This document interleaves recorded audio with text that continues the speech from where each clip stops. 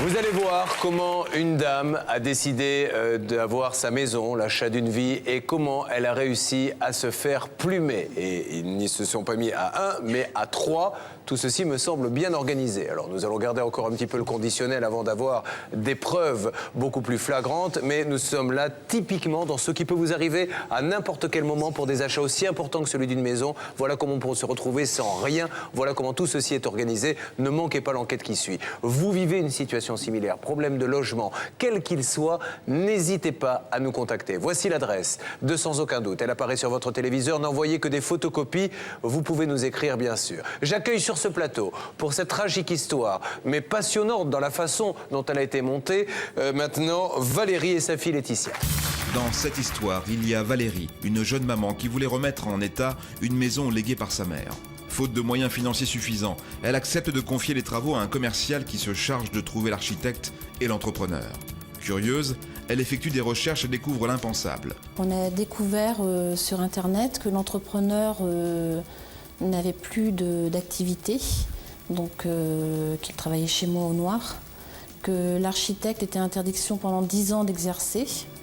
Les travaux débutent et se révèlent catastrophiques. On commence à faire les tranchées, passer les tuyaux. Jusque-là, tout va bien.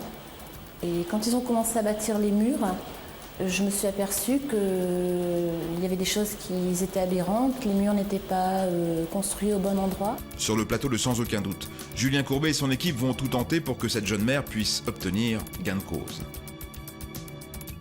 Il y en a un premier qui dit « je suis commercial, mais je donne pas de nom ». Un deuxième qui dit « bonjour, je suis bureau d'études, mais je donne pas de nom ». Un troisième qui dit « ah, je suis entreprise, je donne pas de nom ».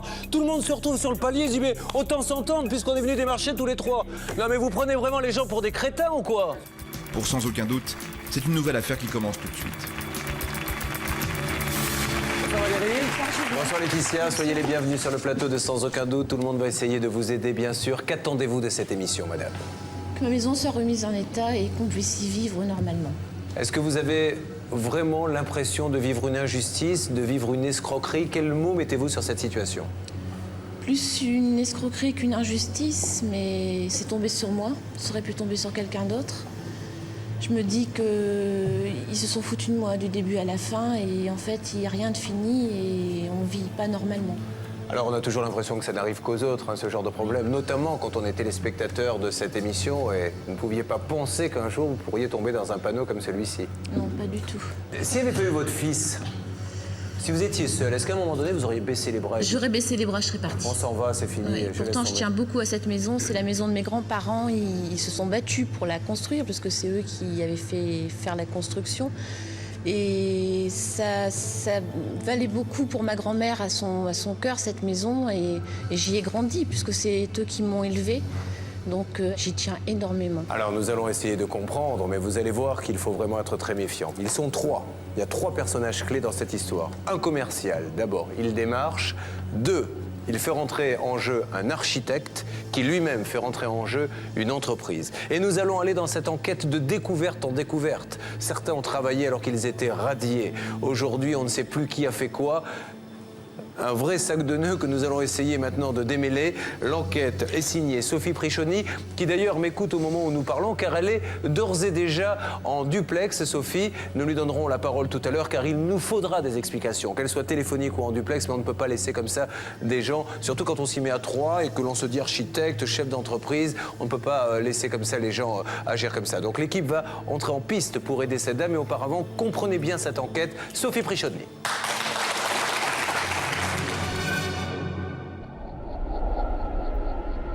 Une maison en apparence normale, mais derrière cette façade se cache un véritable chaos. Pas de salle de bain, pas de cuisine, pas de chauffage non plus, et pas d'eau chaude. Cette maison est une coquille vide, elle est inhabitable. Et pourtant une famille vit ici, elle n'a pas d'autre choix.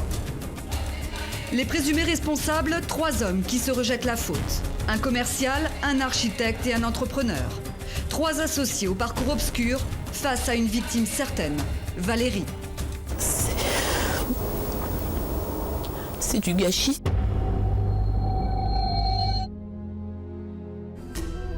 Valérie a grandi dans cette maison. Élevée par sa grand-mère, elle y connaît ses plus grandes joies. Alors au décès de celle-ci, naturellement, Valérie s'installe dans cette demeure. Mais la maison a vieilli, de lourds travaux sont nécessaires. La jeune femme part à la recherche d'une entreprise de rénovation. Elle en contacte plus d'une quinzaine. Dans le lot, un des employés lui fait une proposition surprenante. Et il me dit, voilà, je ne travaille plus pour cette entreprise, je travaille maintenant pour un architecte et je voudrais vous rencontrer pour pouvoir faire un devis. Et ne vous inquiétez pas, il sera fait sur 3 jours de temps. Le commercial démarche pour son nouvel employeur un architecte. Du moins, c'est ainsi que l'homme se présente. Il dirigerait un cabinet de conception de maisons individuelles. En quelques coups de crayon, il persuade Valérie. Les plans sont prêts, reste à trouver l'homme qui va construire. Et ils m'ont ensuite fait connaître l'entrepreneur. Ils sont venus à 3 pour élaborer le projet. Et tous les 3, très confiants, très professionnels. Le commercial, l'architecte et l'entrepreneur, voilà nos 3 hommes réunis. Apparemment, ils se connaissent bien, chacun se porte garant pour l'autre. Alors, après étude des devis, Valérie conclut le marché, les travaux commencent. Quand ils ont commencé à bâtir les murs, je me suis aperçue qu'il y avait des choses qui étaient aberrantes, les murs n'étaient pas construits au bon endroit. Pire encore, toutes les mesures s'avèrent être fausses. Les fenêtres s'écroulent et la charpente est tout simplement montée à l'envers. Valérie s'inquiète de la compétence réelle des ouvriers présents. Et en leur demandant ce qu'ils faisaient auparavant, l'ouvrier était boucher. L'ouvrier principal travaillait comme boucher depuis 8 ans. De son propre aveu, il pratiquait la maçonnerie pour la première fois. Affolée, Valérie appelle à l'aide Pascal, un ami professionnel dans le bâtiment. Celui-ci promène son œil d'expert sur le chantier. Voici ce qu'il en pense. On voyait très bien que ça n'avait pas tout à fait affaire à des professionnels, c'était pas une qualité de professionnel. Cette cloison-là, par exemple, ils l'avaient comptée en double, c'est celle-ci. 7 mètres carrés qu'elle fait, il m'avait compté 36 mètres. Ils avaient compté rien que pour cette cloison-là 36 mètres carrés, donc c'est énorme. C'est largement au-dessus du double. En plus des malfaçons, Pascal constate des erreurs grossières sur les devis. Rajout de matériel, surfacturation. Au total, Valérie aurait versé 9 000 € de trop à cette entreprise. Alors qui sont ces soi-disant professionnels du bâtiment? Valérie a des doutes, elle se rend chez une amie afin d'enquêter sur le passif de ces 3 hommes qui ont ravagé sa maison. Alors on a découvert sur internet que l'entrepreneur n'avait plus d'activité, donc qu'il travaillait chez moi au noir, que l'architecte était interdiction pendant 10 ans d'exercer. En clair, le cabinet de l'architecte est radié de la Chambre des métiers depuis 1993. Et notre homme n'a pas, au moment des faits, le droit d'exercer cette profession. Quant à l'entrepreneur, sa société est également radiée depuis le 4 mai 2005, soit 3 mois avant le début des travaux. Aucun des deux n'a donc d'existence légale lorsqu'il rencontre Valérie. Et lorsque la jeune femme leur fait part de ses découvertes, ils décampent sans finir les travaux. Ça aurait dû être ma cuisine. Il n'y a pas possibilité de se faire à manger puisque rien n'est terminé. Là, ça devait être la salle de bain, qui n'en est pas une, ou pas encore. Nous vivons dans la poussière et sans possibilité de faire quoi que ce soit dans cette maison. Pas de chauffage, pas d'eau chaude ni de toilette. Ce jour-là, dans cette maison, il ne fait que 6 degrés. Pourtant, voilà 7 mois que Valérie vit au milieu de ce chantier avec son fils Clément. Alors pour cette famille, le quotidien est devenu un enfer. Tu mets ton manteau, Clément, on va se laver. Chaque soir, ils se rendent en voiture chez la mère de Valérie à quelques kilomètres pour effectuer leur toilette. Puis ils repartent directement dîner, cette fois chez Laetitia, sa fille aînée. Pour elle, ça la dérange parce qu'elle est obligée de dépendre de quelqu'un. C'est pas une vie non plus. Cette famille ne peut plus vivre ainsi. Il est temps pour Valérie d'exiger réparation. Nous allons l'aider à retrouver les présumés responsables de cette escroquerie. Premier maillon de la chaîne, le commercial. Quel est son degré d'implication dans cette affaire? Valérie le contacte par téléphone. Pourquoi vous m'avez conseillé monsieur l'architecte et... C'est parce que je on n'a jamais eu de problème ensemble. C'était prévu qu'on fasse ce bureau ensemble, c'est ça, hein? C'était interdiction de travailler pendant 10 ans. Non, je crois pas ça. Attends, ils sont pour le contraire, là, je tombe supplice, hein, je vous le dis franchement, hein. Et là, vous ne travaillez plus pour l'architecte, donc. Ah là, non, c'est terminé, ça c'est terminé pour moi, j'arrête le bâtiment, j'en ai marre, parce que moi, je vous dis, je suis quelqu'un d'honnête. Notre homme semble découvrir le problème, victime lui aussi ou bien complice. Une visite s'impose donc chez le second protagoniste de cette curieuse affaire, l'architecte. Valérie est en caméra cachée. Comment vous aviez connu monsieur? Bah, c'était un entrepreneur, pourquoi? Bah, parce qu'il n'existe pas. Comment il n'existe pas? Non, l'entreprise n'existe pas. Et vous nous avez escroqué aussi parce que Moi vous êtes interdit pendant 10 ans d'exercer. J'ai mon numéro du RC, j'ai tout. Parce qu'on a signé le 13 juin et vous auriez pu reprendre. Vous voulez mon papier, je l'ai là. Je suis pas sot, moi. Pendant près de 30 minutes, l'architecte cherche les preuves de sa bonne foi. J'en ai jusque-là, les entrepreneurs. Jusque-là. Mauvaise volonté ou trou de mémoire, il ne retrouve pas ses documents. Les entrepreneurs, jusque-là. Il se souvient néanmoins d'une chose. L'entrepreneur lui devrait à lui aussi beaucoup d'argent. Je suis pas marqué couillon de service quand même, hein. Vous croyez? Hein, ça, il me doit peut-être, je sais pas moi. 8, 9 000, 10 000, je sais pas, j'ai même plus compté. De concert, nos deux hommes désignent un seul et unique responsable, l'entrepreneur. Nous partons à sa recherche. Au soi-disant siège de la société, une boîte postale et rien d'autre. Mais en enquêtant auprès de ses anciens employés, nous parvenons à retrouver sa trace. Nous savons qu'il exerce toujours, ce qu'il va même confirmer à Valérie, en caméra cachée. Votre entreprise, comment vous comptez faire? L'entreprise, elle tourne, hein. Oui, elle tourne, mais elle tourne comment? Elle tourne toujours. Oui, je veux bien le croire, mais je veux dire, est-ce que je vais être assurée pour mes travaux, puisque vous n'étiez pas... Ah ouais, avec l'assurance décennale. Oui, Ouais, bah on a refait les papiers comme je vous avais dit. c'est-à-dire... J'ai refait un contrat comme quoi je l'ai commencé telle date, c'est tout. L'entrepreneur propose de falsifier la date des travaux sur les devis pour faire jouer une garantie qu'il n'avait pas au moment des faits. En clair, une escroquerie à l'assurance.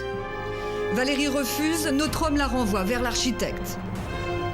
Aujourd'hui, nos trois associés se rejettent la faute. Écœurée par ses comportements, Valérie, elle, ne souhaite qu'une chose, sortir au plus vite sa famille de cet enfer. Si j'avais un vœu à faire, c'est que tout soit fini et qu'on revive comme avant, qu'on puisse être heureux dans la maison et en rire et que ce soit terminé, quoi, qu'on ne parle plus de cette histoire.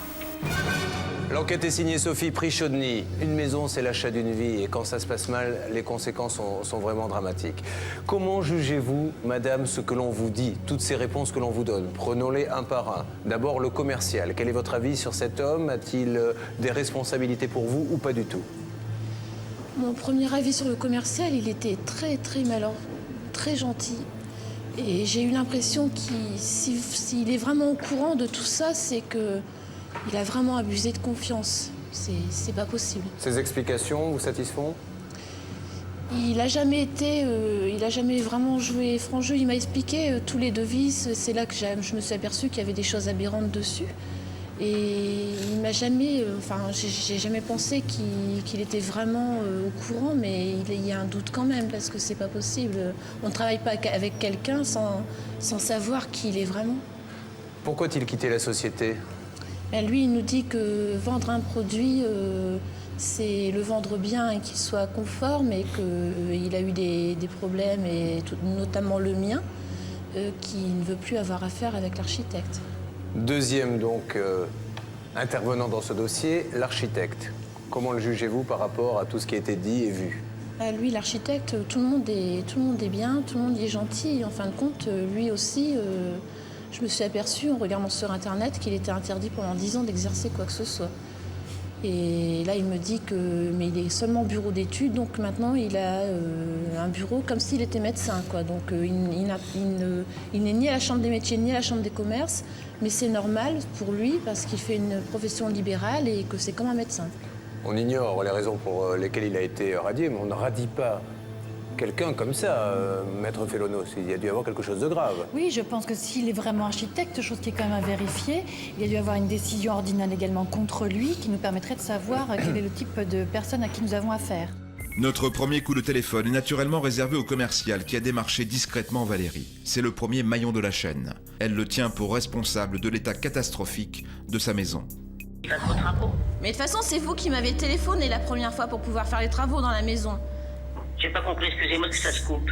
Vous m'avez téléphoné la première fois pour faire les travaux dans la maison. Oui. Vous aviez eu comment mes coordonnées? Vous savez très bien que je vous ai contacté parce que je travaillais avant pour une entreprise dont j'ai démissionné, puis je vous ai proposé d'autres services. Est-ce qu'ils savent à l'autre entreprise que vous leur avez volé un client?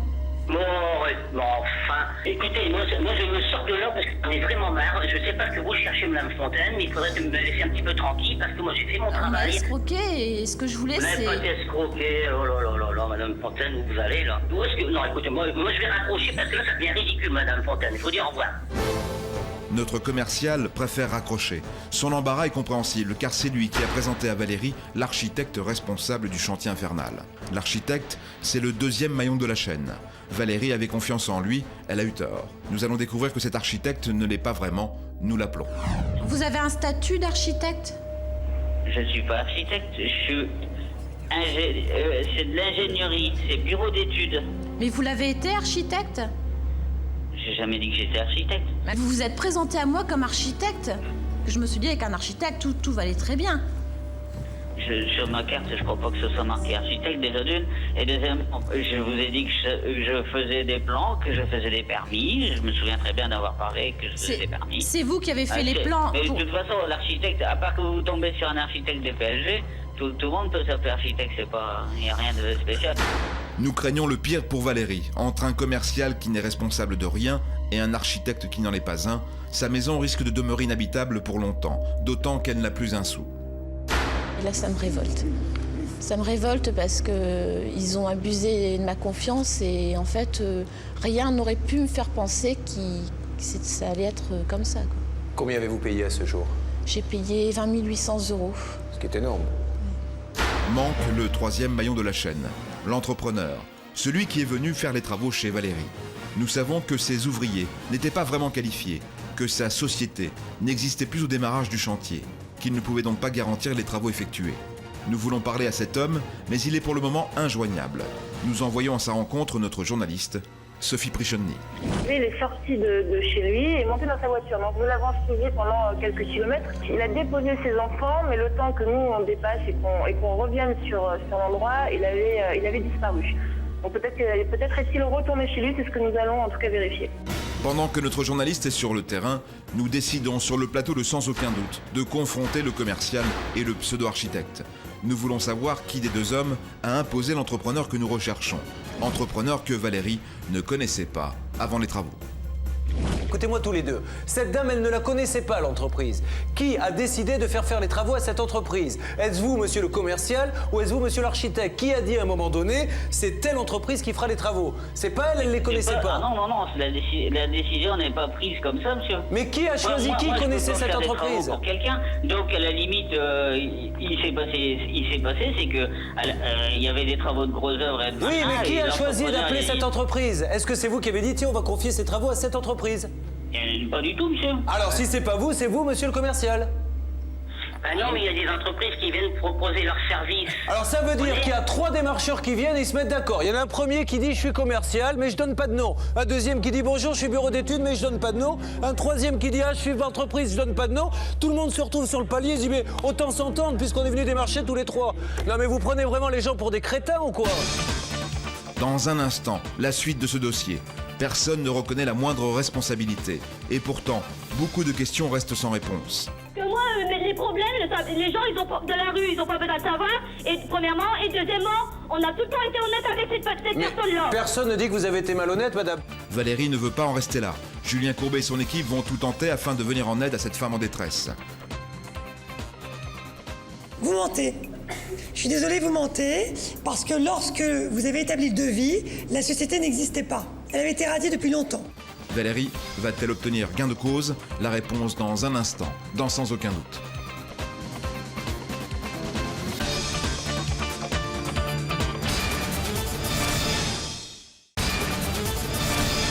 y a quelques minutes, nous recevions Valérie.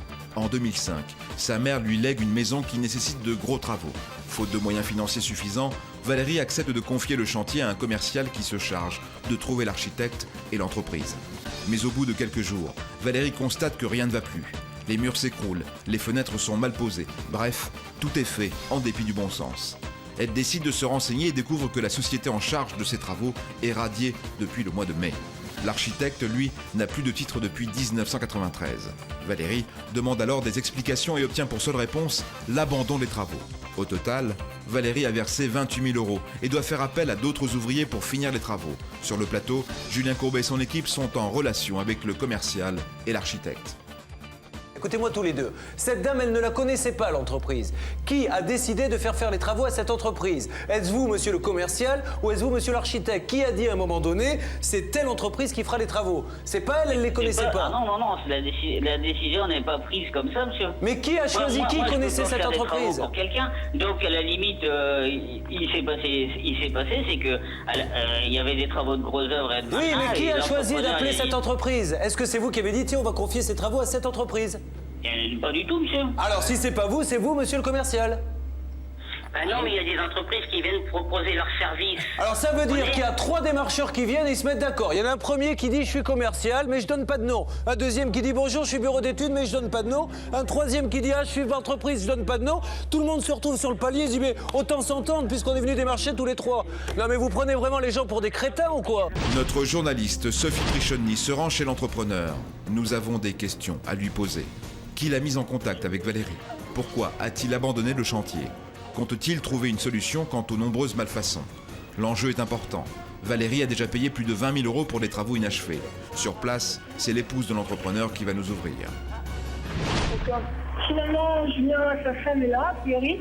Elle vient de me fermer la porte au nez, mais je vais retenter, je vais refrapper. Madame? L'épouse ferme la porte et verrouille la serrure. Nous tentons de la joindre par téléphone. Elle va finir par nous répondre. Allô? Vos histoires de caméra là, eh ben qu'ils éteignent leur caméra, moi je peux parler aux gens honnêtement devant sans caméra. Alors, on se parle au téléphone sans caméra, madame, vous êtes d'accord? Parce que moi, les problèmes, les gens de la rue, ils ont pas besoin de savoir. Et premièrement, et deuxièmement, on a tout le temps été honnête avec cette personne-là. Personne ne dit que vous avez été malhonnête, madame. Premièrement, tous les travaux que mon mari devait faire a été fait. Tout ce qui a été payé a été fait entièrement.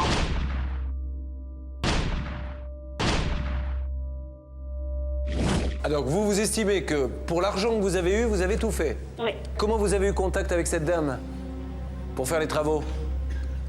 Eh ben, c'est mon mari qui est plus au courant. Ah ouais. Mais il est pas là, votre mari? Allô?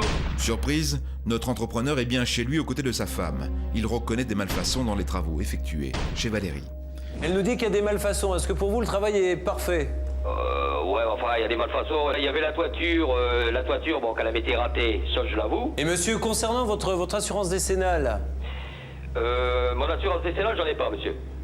Vous n'avez pas d'assurance décennale? Non, j'ai pas d'assurance décennale. Mais votre entreprise n'était pas assurée au moment des faits? C'est parce que j'avais pas l'argent pour le faire, quoi, pour l'instant. Hein. Comment pouvez-vous vous lancer dans le bâtiment sans prendre une assurance? C'est obligatoire. Ouais, je sais bien, ouais. L'homme ne dispose d'aucune assurance, pourtant obligatoire, garantissant la parfaite exécution des travaux. Il nous dit qu'il n'avait pas les moyens de la payer. De notre côté, nous pensons que son entreprise n'existait tout simplement plus à l'époque du chantier. Est-ce qu'au moment où vous avez commencé le chantier, votre entreprise avait une existence réelle, un numéro SIRET, un numéro sirène inscrit au registre des commerces? Oui. Oui. Ça c'est sûr. Oui. Vous mentez. Je suis désolée, vous mentez, parce que lorsque vous avez établi le devis, la société n'existait pas. Elle avait été radiée depuis longtemps. L'entrepreneur peine désormais à trouver une explication qui tienne la route. Il est coincé. Pas d'assurance, une entreprise liquidée depuis longtemps, un chantier exécuté en dépit du bon sens et laissé à l'abandon. Il sait que notre témoin peut l'attaquer en justice et qu'il ne s'en remettrait pas. Une solution amiable doit être trouvée entre lui, le commercial et le pseudo-architecte pour dédommager Valérie. C'est le commercial qui prend l'initiative en nous rappelant. L'idée, c'est de trouver une solution à 3. Vous trouvez celle que vous voulez. D'ailleurs, je dois vous dire que l'architecte m'a rappelé et ça va s'arranger. Il m'a dit qu'il allait trouver quelqu'un au niveau entreprise et puis bon, qu'il fallait voir avec l'entreprise qui a fait les travaux, trouver un arrangement ensemble, aller vers Madame Fontaine, faire le point et puis trouver la solution pour arranger tout le problème, forcément, parce qu'on n'est pas des malhonnêtes. Hein. La semaine prochaine, tout sera arrangé. Ça va mieux? Ouais, heureuse pour elle déjà. Et pour vous aussi, pour tout le monde, parce que c'est tout le monde qui en pâtit de cette histoire. C'est dur, hein, de se battre comme ça, parce que, voyez-nous, toute l'énergie qu'on a dépensée, là, toute la journée, et vous seul. J'y serais jamais arrivée. Merci. L'entrepreneur, le commercial et l'architecte, nos 3 hommes sont attendus pour 15 heures au domicile de Valérie. C'est eux. Les protagonistes sont en avance, mais pas au complet. L'entrepreneur nous fait dire qu'il est souffrant. Il charge ses 2 associés d'apporter un certificat médical qui le dispense de réunion. Je l'ai eu hier au téléphone, Oui. très très bien, il était d'accord pour venir aujourd'hui. Ça m'aurait bien arrangé aussi parce que c'est quand même lui qui est au courant plus que moi. Donc moi je vais reprendre les trucs sans savoir ce qui s'est passé. Avec un homme en moins, les négociations s'annoncent mal. L'architecte et le commercial doivent résoudre seuls les problèmes de Valérie.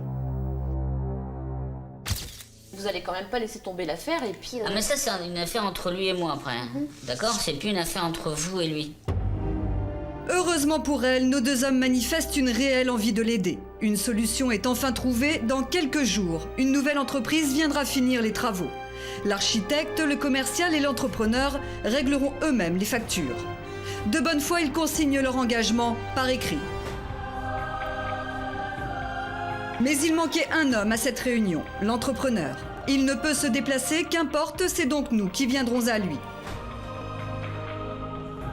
Il est surpris de notre visite, mais nous confirme être d'accord avec ses 2 comparses. C'est donc une affaire réglée. Là, je rentre chez moi soulagée et avec beaucoup d'espoir.